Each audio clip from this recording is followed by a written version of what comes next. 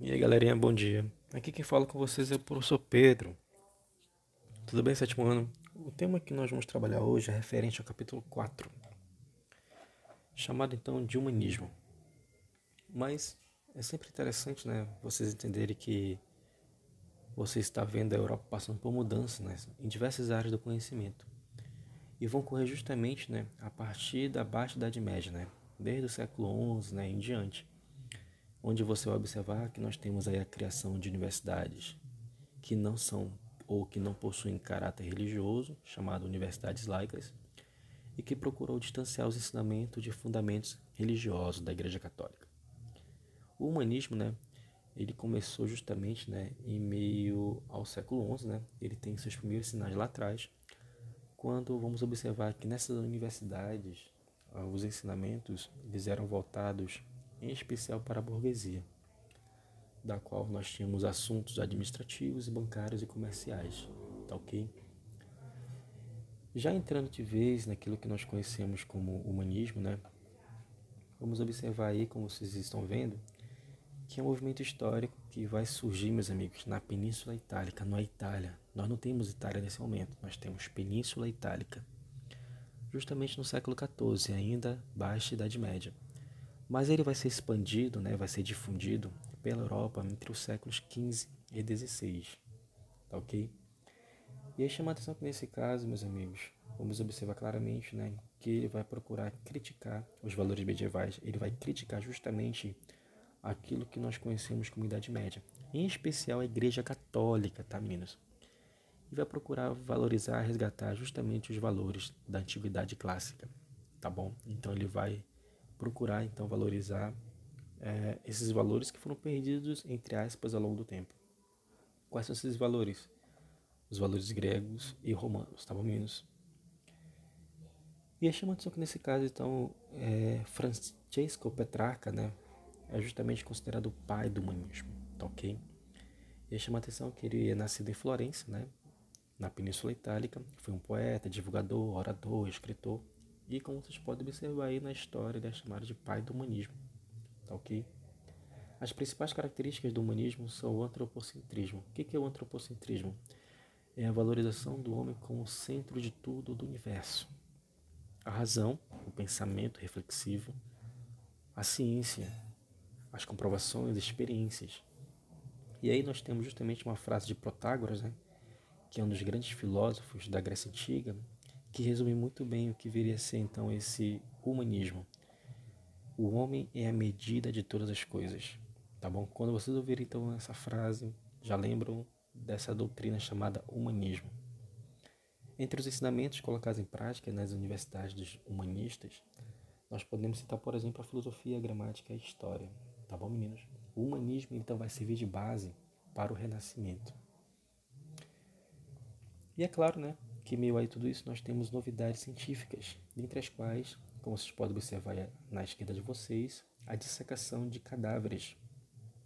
Para quê? Para justamente você ter um aumento do estudo do conhecimento sobre o corpo humano, né, sobre a anatomia humana. Mas o que me chama a atenção é o que está à direita de vocês, é o heliocentrismo, que foi proposto justamente por Nicolau Copérnico, tá ok? O que falava a teoria heliocêntrica? Ela justamente vai de encontro a geocentrismo. O que é o geocentrismo? Geocentrismo dizia que a Terra era o centro do universo. Nicolau Copérnico não, negativo, não é a Terra, é o Sol que é o centro do universo. Então ficou nessa disputa. E o heliocentrismo, ele é uma teoria que afirma então que a Terra gira em torno do Sol, tá ok? E ele diz que então a Terra não é o centro do universo, e sim o Sol, tá ok, queridos? Então, essa teoria ela foi defendida, inclusive mais tarde, pelo teólogo e filósofo Giordano Bruno e também pelo astrônomo Galileu Galilei, que acabaram entrando em atrito, conflito com a Igreja Católica. Inclusive, né, Giordano Bruno foi acusado de heresia, foi chamado de infiel, de pagão, e foi condenado à morte na fogueira, tá ok? Galileu, nesse caso, né, já é um pouco mais brando, né, embora a Igreja Católica, né, o pressionasse. Mas para ele continuar vivo, meus queridos, ele teve de renunciar às suas ideias, tá bom? Para que ele não pudesse, então, perder a sua própria vida. Quando falamos de política, então, falamos de Nicolau Maquiavel. Maquiavel escreveu uma obra chamada O Príncipe, que é dedicada justamente ao jovem Lorenzo de Médici, tá ok? Um governante de Florença, lá no século XVI, em 1513, quando este Lourenço, o Lorenzo, possuía seus 21 anos de idade. Nessa obra, Nicolau Maquiavel ele procura sugerir as condições necessárias para que um soberano fosse capaz de conquistar, de reinar e principalmente manter o seu poder. O livro Príncipe é um manual de ação política, cujo objetivo maior desse livro era a concretização de um poder absoluto inabalável. O resumo dessa obra ela é expressa por uma frase chamada "Os fins justificam os meios". O que é isso, professor? O que significa essa frase? Ele fala que nesse caso, quando você diz "os fins justificam os meios", nesse caso, você pode observar que tudo é válido no jogo do poder. Tudo é válido para se manter no poder. Mesmo que não seja legal, mesmo que não seja moral, mesmo que não seja ético.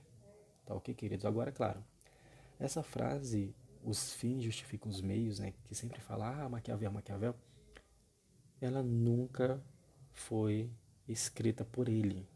E nem consta no livro, tá bom? Isso foi, digamos, pessoas que no seu tempo, acabavam, ao ler o material dele, ao ler sua obra, acabaram pegando essa ideia. O outro, que nós temos que citar é justamente Erasmo de Roterdã. Erasmo de Roterdã ele tem uma obra chamada Elogio da Loucura. Erasmo ele era um filólogo. Quem é um filólogo? É um estudioso de idiomas, estudioso de línguas, através de documentos escritos ou históricos.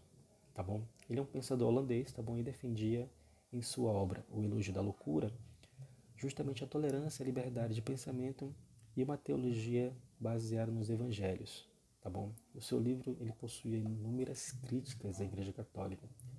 Vai servir até de base justamente, para a reforma protestante, mas lá na frente, como nós vamos observar. A partir de agora, então, nós teremos aí, meninos, o Renascimento. Então, o que deu origem ao Renascimento? O humanismo, não esqueçam disso. O humanismo, então, deu origem ao Renascimento cultural, artístico, científico em pleno século XIV, ainda naquilo que nós conhecemos como Baixa Idade Média. E aí vocês podem observar alguns fatores, A Península Itálica ela é considerada o berço do Renascimento. O que motivou, então, esse Renascimento foi essa intensidade da vida urbana e a atividade comercial nas mãos da burguesia. Leve em consideração que a Península Itálica, lá no passado, na Idade Antiga, foi o centro do Império Romano. O contato, não apenas comercial, mas cultural com árabes e bizantinos. Um grande acúmulo de riquezas proveniente desses contatos comerciais. A invenção da imprensa, de Johann Gutenberg, tá ok? O qual tornou mais fácil a reprodução de livros. E, é claro, o mecenato. O que é o mecenato? O mecenato vem do termo mecenas. E quem são os mecenas? Os mecenas, amiguinhos do sétimo ano, é justamente aquilo que nós consideramos história como os patrocinadores ou protetores das artes, tá bom? São membros, são pessoas da burguesia, do alto clero, da nobreza, que encomendavam inúmeras obras, pinturas, esculturas, por exemplo, dos artistas renascentistas, tá bom? Então eles bancavam esses artistas. E aí, claro, chama a atenção que nesse caso, nós temos algumas características ao falar do Renascimento, Dentre essas características nós podemos citar justamente, o antropocentrismo, O antropocentrismo, é justamente a valorização do ser humano. Lembrem, lá no humanismo, o homem no centro do universo. Racionalismo, o destaque para a razão, o abandono do mundo sobrenatural. O universalismo, caracterizado pela descoberta do mundo. Naturalismo, que é justamente a valorização, o destaque para o poder da natureza. O individualismo, que é a valorização do trabalho e do talento humano. O hedonismo, que é a exaltação dos sentidos, dentre os quais a visão, o olhar, o tato, o pegar, o tocar, a audição, o ouvir, o resgate e a inspiração das obras greco-romanas, isso também é importantíssimo. Então, falou de características do Renascimento, você vai ter que lembrar desses itens que eu falei agora há pouco para vocês, tá ok? E, claro, nós temos os principais representantes. Na literatura, nós temos Dante Alighieri, autor de A Divina Comédia, Francesco Petrarca, o pai do humanismo, com a obra África, Giovanni Boccaccio, com Decameron. Mas nas artes plásticas, claro, nós temos aí, vou começar de baixo para cima, Botticelli, com as provações de Moisés, os castigos dos rebeldes, a primavera, que são obras. Michelangelo, com Moisés, Pietà e Davi. Rafael Sanzio, com Madonas. Madonas, como diz aí, são representações da Virgem Maria, com o menino Jesus. Mas claro, né, o título de ser um dos maiores, ou se não o maior representante do Renascimento, é de Leonardo da Vinci. Dentre algumas obras que ele vai criar, nós temos A Última Ceia e a Gioconda, né, conhecida como Mona Lisa. Tá bom, meninos? Chama a atenção que o Renascimento também chegou em outros países, como Portugal, Espanha, França, Inglaterra, por exemplo. E aí chama a atenção que nesse caso, né, em Portugal nós temos Luís Vaz de Camões, com a obra Os Lusíadas. Nós temos Gil Vicente, com as barcas, a Barca do Inferno e por aí vai. Na Espanha nós temos El Greco. Nós temos também Miguel de Cervantes, que vai inclusive criar Dom Quixote. Na França nós temos Montaigne, com a obra Ensaios, Rabelais, com Gargantua e Pantagruel. Na Inglaterra nós temos Thomas Moros, com a obra Utopia, e William Shakespeare, né, com textos teatrais. Dentre esses textos que viraram peças, nós temos Hamlet e Romeu e Julieta. E aqui vocês têm, né, meninos? Vocês podem depois, né, com um pouco mais de paciência, pausar para ver que existe toda uma relação entre aquele desenho chamado, aquela animação conhecida como Tartarugas Ninjas e o Renascimento, né? Toda uma ideia justamente, né, de resgate, de homenagem àquilo que nós conhecemos então como Renascimento, tá bom, meninos? Aí vocês podem observar algumas obras, né, que foram criadas durante o Renascimento, né? Aí vocês podem observar algo interessante, né? Por exemplo, Giotto vai ser um dos caras que vai usar justamente a tintura a óleo, né? Você vai ver uma ideia de comprimento, largura, profundidade, que era algo realmente bastante inovador para a época. Olha aí, você observa nessa obra aqui, ó, a profundidade, né, a dimensão, né? Você observa justamente o volume, né, daquilo que é retratado. E claro, né, não podemos esquecer de Leonardo da Vinci, né? E aqui nós temos o Homem de Vitruviano, né, o seu estudo sobre anatomia. Aqui são algumas obras do próprio, né, Leonardo da Vinci. Você pode observar claramente a beleza, né, a criação, a genialidade deste homem. Você observa muita presença, né, das figuras sacras, das figuras sagradas de Virgem Maria, né, Jesus Cristo, santos. Aqui nós temos a Última Ceia, né, uma tela de Leonardo da Vinci, que realmente, né, é um marco. E aí você observa novamente, né, essa ideia de comprimento, largura, profundidade, tá bom? O volume, né, daquilo que se encontra sobre a mesa da Última Ceia, enfim. O que vocês podem observar, né, são rascunhos daquilo que são as criações, né, de Leonardo da Vinci, dentre as quais, né, o cara vai criar armas, tanques, paraquedas, né, helicóptero, um cara que realmente é fora do seu tempo, meninos. Tá ok? E aí, finalizando então, nós temos o último assunto chamado reformas religiosas. No capítulo 4, meninos, vocês podem observar que ele vai trazer 3 assuntos num só capítulo: humanismo, renascimento e agora reformas religiosas, tá bom? Então chama a atenção que quando você fala em reformas religiosas, é dividido em 2 partes: reforma protestante e contra-reforma ou reforma católica. De novo, quando você fala em reformas religiosas, você fala em reforma protestante e contra-reforma ou reforma católica, tá bom? Nesse caso, né, chama a atenção que lá atrás, né, que nós falamos de Erasmo de Roterdã. Ele vai criar um livro chamado Elogio da Loucura. E naquele livro lá, ele já procurava, né, criticar a Igreja Católica, tá bom?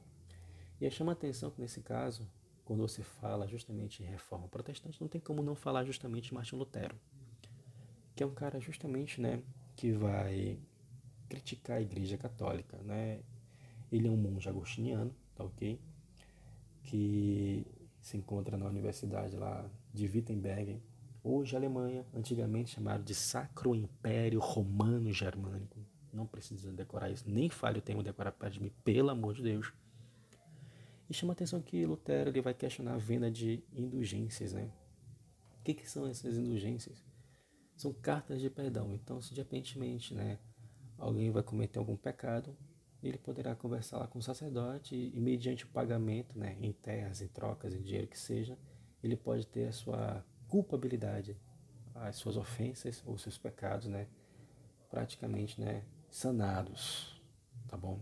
É complicado, mas enfim, era muito comum naquela época.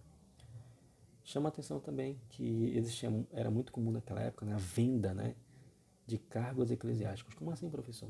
Ah, eu quero ser padre. Então vou lá com membros da igreja, então eu lhe pagava para ser padre, porque querendo ser padre, né, tinha alguns privilégios, dentre os quais, né, de não pagar impostos. Além disso, né, ele vai criticar a simonia. O que é a simonia?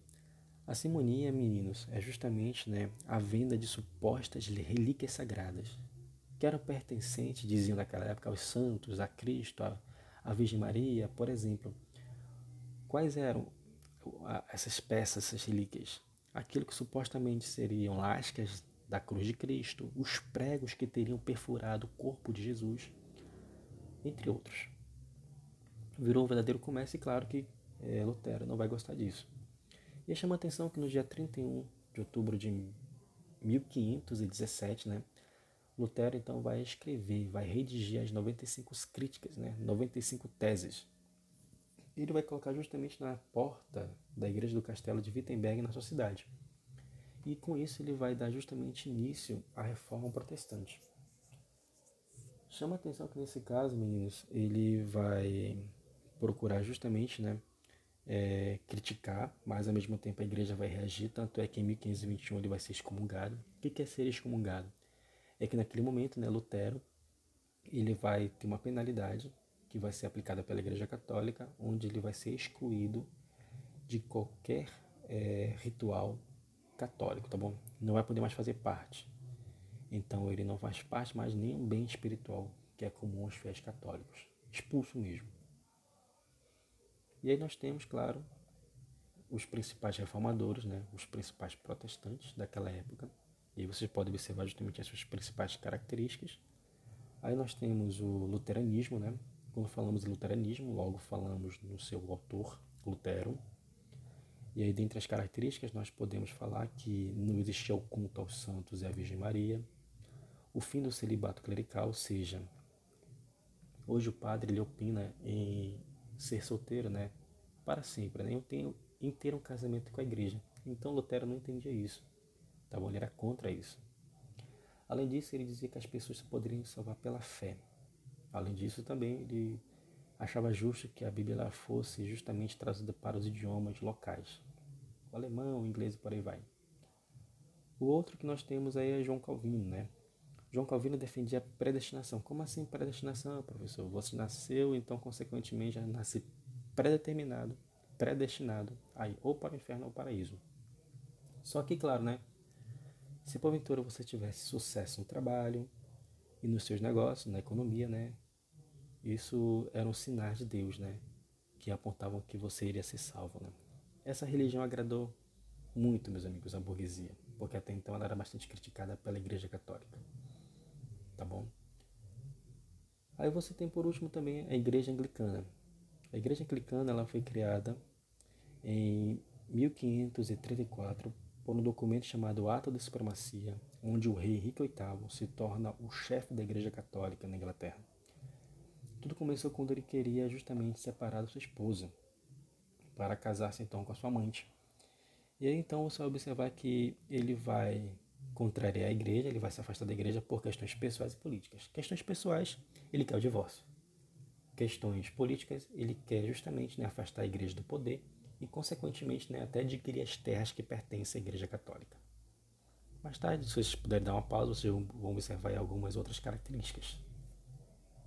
E aí, é claro, a Igreja Católica ela não vai ficar parada. Consequentemente, nós temos aí a Contra-Reforma ou Reforma Católica. O que foi isso, professor? Na verdade, foi o estabelecimento de medidas criadas pela Igreja Católica para conter o avanço do protestantismo. Foi uma resposta da Igreja Católica justamente, né, às reformas protestantes. O que ela vai usar então para poder combater o protestantismo? A Companhia de Jesus, que vai ser criada por Inácio de Loyola, justamente, né, onde por meio da catequese vai começar a formar mais fiéis católicos, né, por meio da educação, do ensino. O Tribunal do Santo Ofício, que é um tribunal inquisitorial, que é uma inquisição, que é para justamente combater os desvios dos fiéis, os heréticos, os pagãos, perseguir os protestantes, abrir processos de investigação e até condená-los à morte. Nós temos o Concílio de Trento, tá bom? Onde nós temos uma reunião do Papa Paulo III, dos cardeais, dos membros da Igreja Católica, onde vão discutir a reafirmação dos dogmas das crenças católicas, como, por exemplo, a infalibilidade do Papa, e também o culto aos santos, à Virgem Maria, as orações, as rezas, por aí vai, como até hoje existe entre os católicos. Além disso, vai ser também colocado em prática o Index. O que seria o Index, então? É a declaração de um conjunto de livros que vão ser proibidos aos católicos, tá bom? Então você vai ver que vários livros, obras, primas da ciência vão ser queimados em praça pública, né? Bom, amigos, perdão, tá bom? Então aí nós temos, né, esse que foi o capítulo 4, cheio de informações, né? E finalizando, então, nós temos essas atividades, tá ok? Na quarta-feira hoje, justamente vocês farão aí para poder treinar, né? Para poder ficar a par, né? Daquilo que foi discutido e falado. Essas são as páginas. Na segunda-feira, queria que vocês fizessem também atividades suplementares e também pegassem o livro SAIS e respondessem justamente, né? As questões que lá se encontram no Explore Seus Conhecimentos.